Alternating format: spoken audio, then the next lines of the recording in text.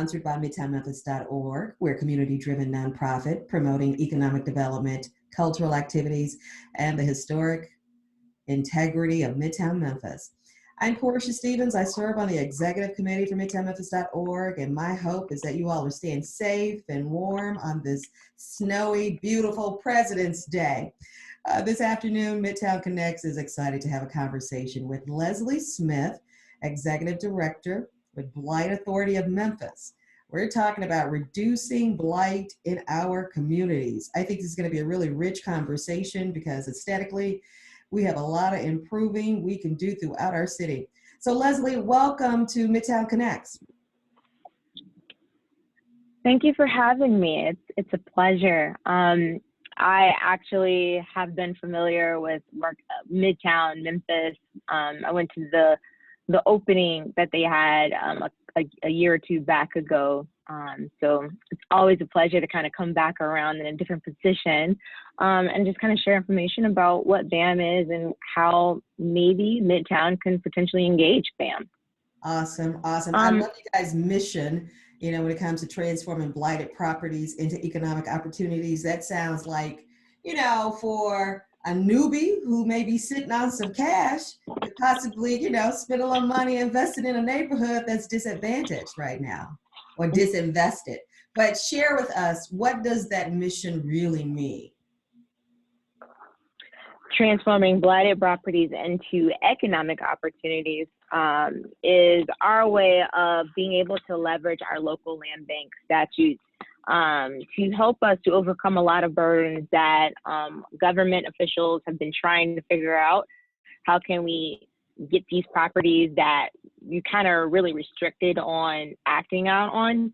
How can we free those up and so we can kind of do something with those properties? And then on the community development side, there are a lot of restrictive liens that is almost discouraging for encouraging development to take place, especially in certain communities when there's not an immediate return on that investment. And so BAM, through the local land bank, the Local Land Bank Act that was created in 2012 as a pilot, and 2014 became an official program for several cities that could participate in this, has been able to allow the local land banks like BAM to be able to address those issues through land banking. And so how I was planning on kind of like sharing this information was sharing my PowerPoint, if that's possible. I'm getting a window that says disabled. Emily, can you open up and allow Leslie to share? Can you share the screen with Leslie? I guess that's a better way to ask.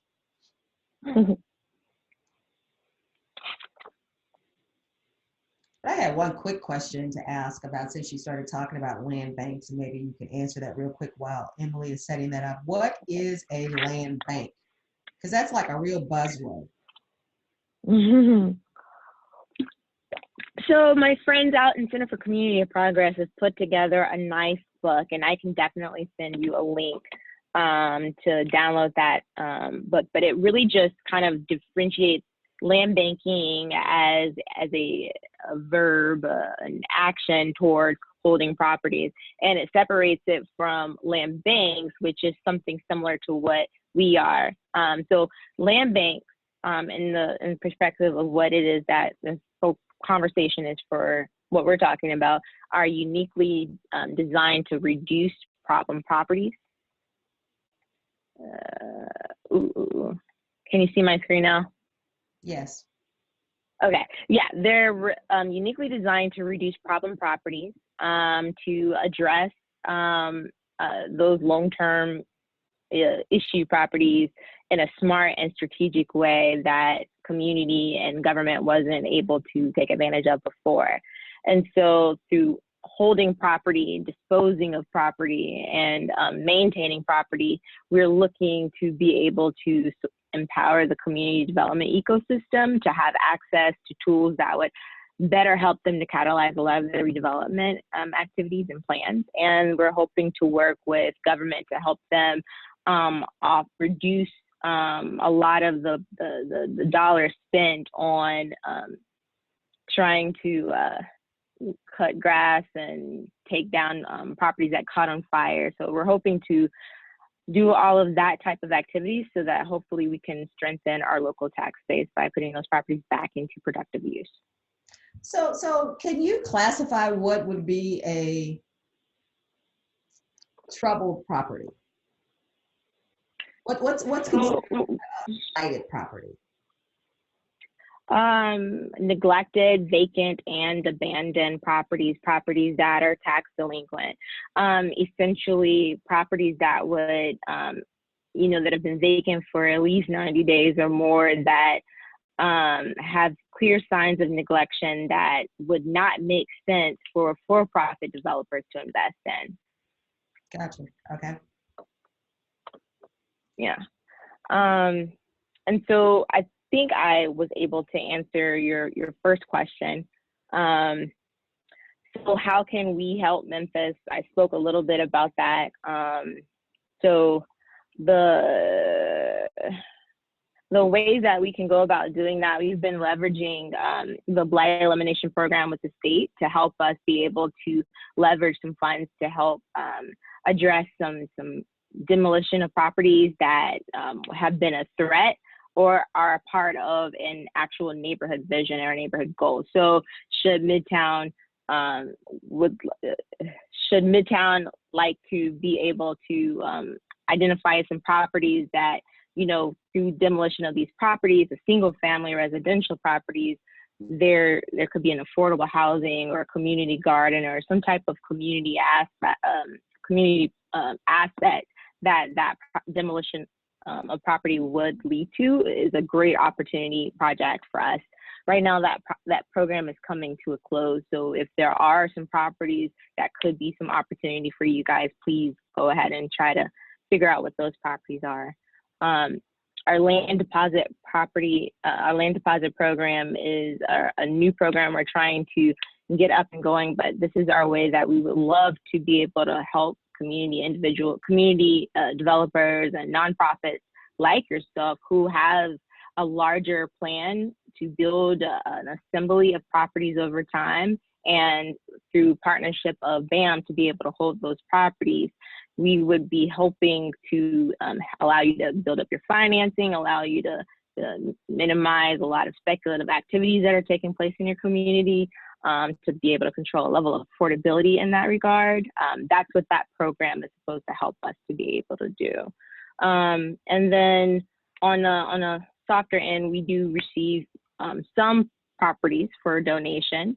There's been one case where we're looking into testing out, where we're looking to receive a property that had been condemned, and we're looking to waive those demolition liens on those properties too. So we would be able to get clear title and be able to work with developers to be able to put that property back into use pretty soon. So those are just a couple of ways that we're looking to carry out that mission that you first asked me. Gotcha. Share with us real quick, because I like the Adopt a Lot. What is Adopt a Lot about? Adopt a Lot is a program that we are aspiring to do, hopefully in the later part of this year. But we would love to be able to acquire all of the properties that are blighted in Memphis, but financially we can't do that.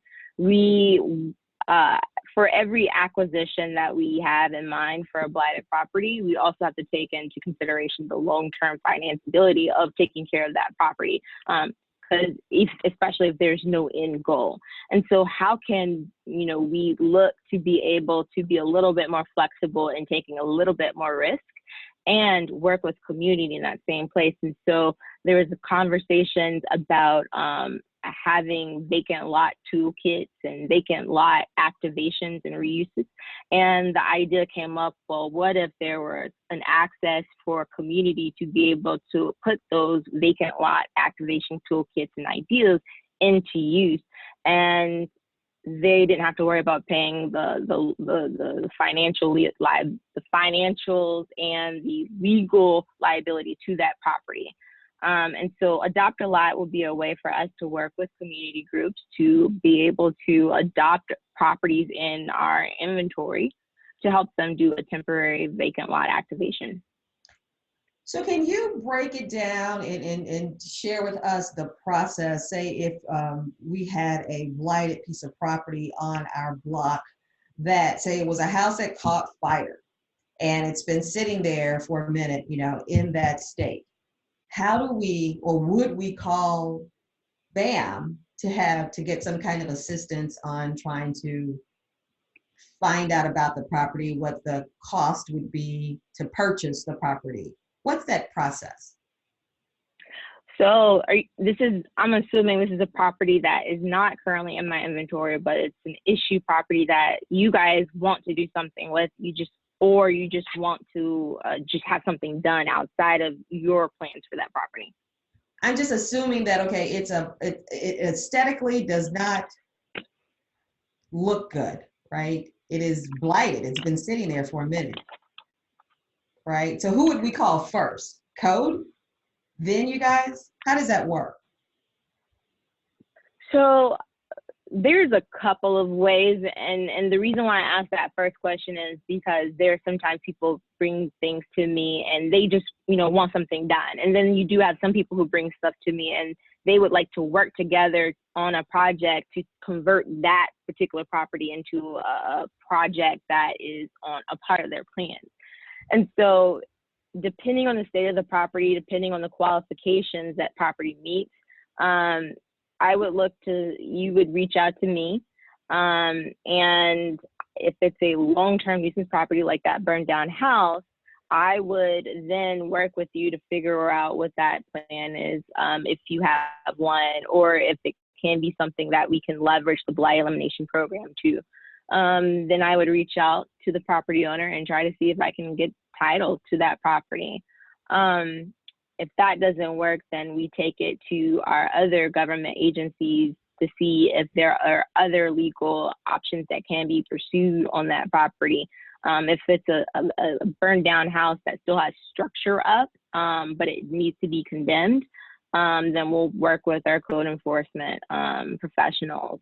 If it's a property where it's okay state, but it's also kind of harboring a lot of criminal activity, then and it becomes a nuisance property, then I would have to work with guys over time to make sure that, over time, the neighborhood is actively documenting that this property is in fact an issue property. And then once we're able to meet those, prerequisites, then I'll definitely take that to another legal entity to see what potential, if any, lawsuits can be filed on that property so that that property can be taken under control. So now let's talk about the properties that are in your inventory, right? So how does one then, acquire a piece of property out of your inventory? Yeah, well, so we're still operating in our early stage. So I got on board in 2019 of September, and so we did not have any properties in our name at that time. So now we're working to build up our inventory through the blight elimination program, the land deposit, and some property donations. And I'm having to break it down because the blight elimination program does require us to not be able to sell those properties until 3 years have gone by. And so I'm not able to sell any of those properties. The land deposit properties are properties that we're holding on behalf of other entities. And so those properties are also not eligible for sale, but we do have 2 properties that we're looking to prototype what getting that property to market looks like.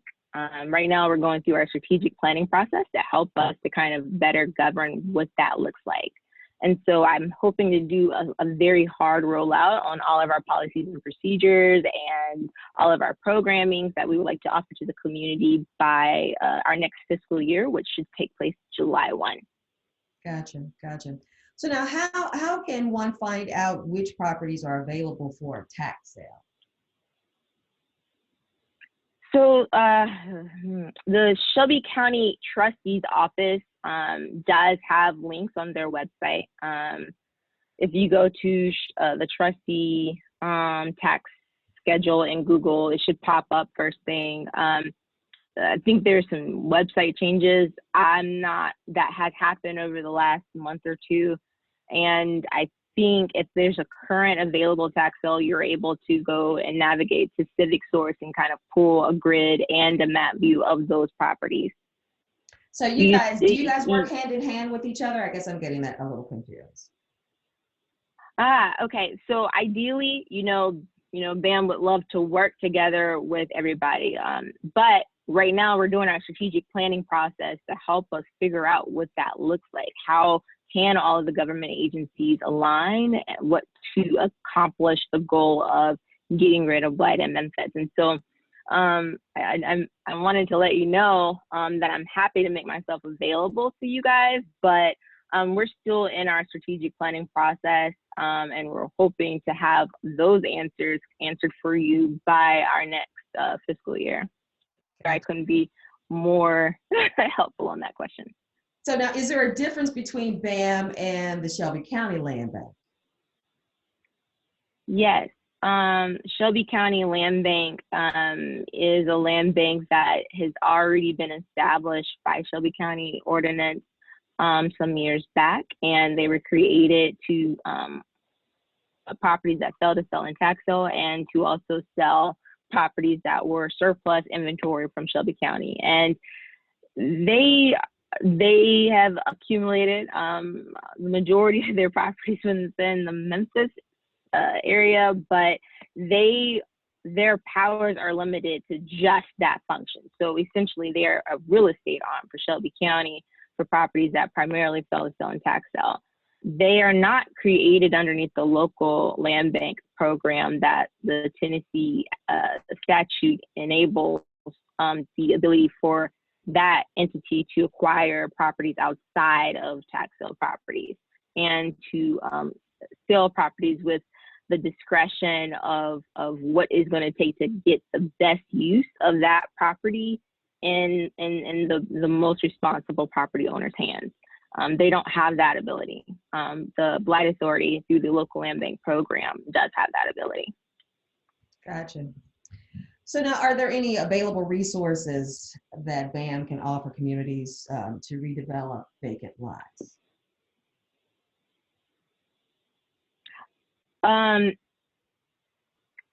So the land deposit program is a program where we would like to work with CDCs and nonprofits to be able to hold their properties as they build land assemblies as it fits for their neighborhood plan.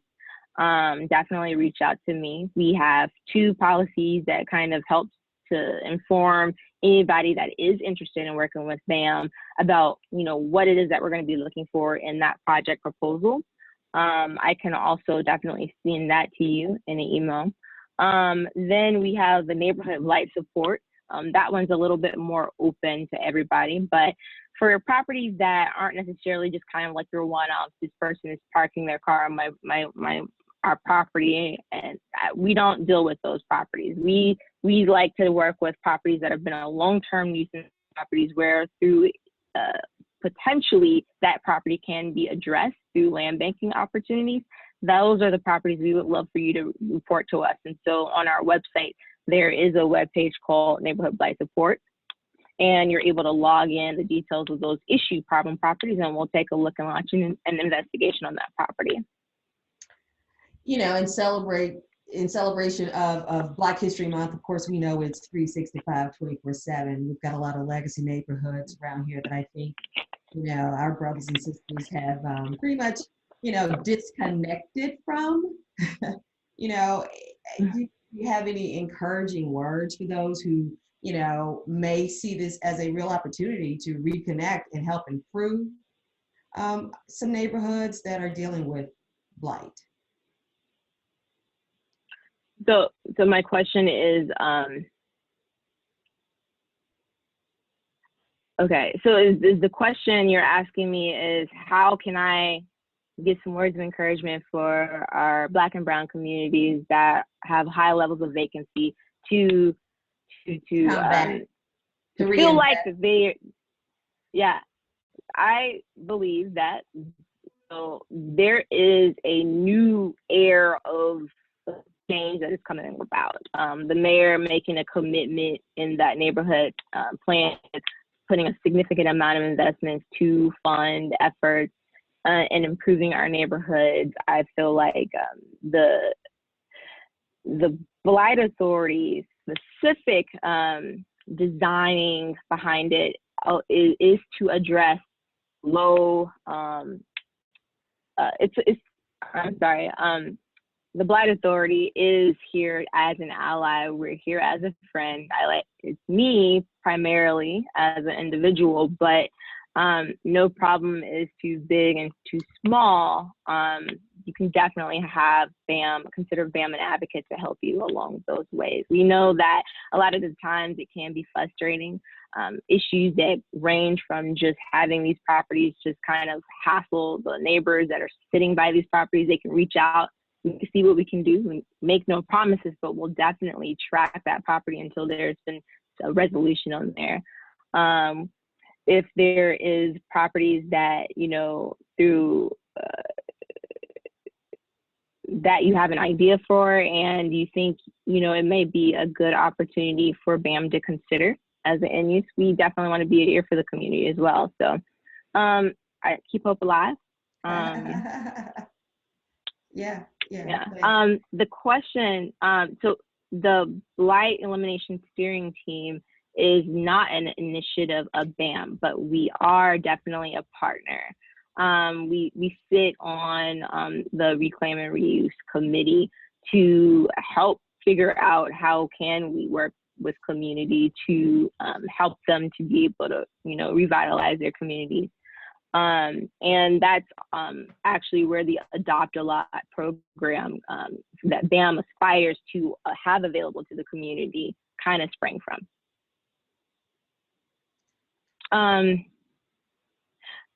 Yes. Strategic priorities align with the Memphis 3.0 anchors.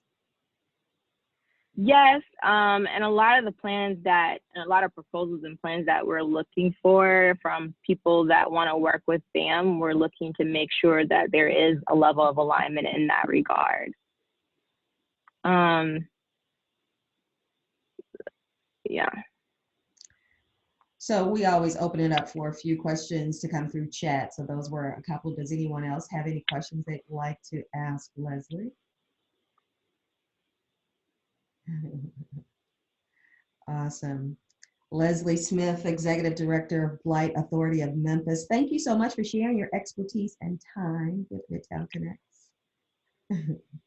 No problem. Mark your calendar, March 1st, 2 p.m. We will learn how to market your business or market our businesses and our brands through storytelling with Ray Rico Freelance. So hopefully we are enjoying the snow. I kept looking up and out the window because the snow is still coming down pretty hard here in Midtown.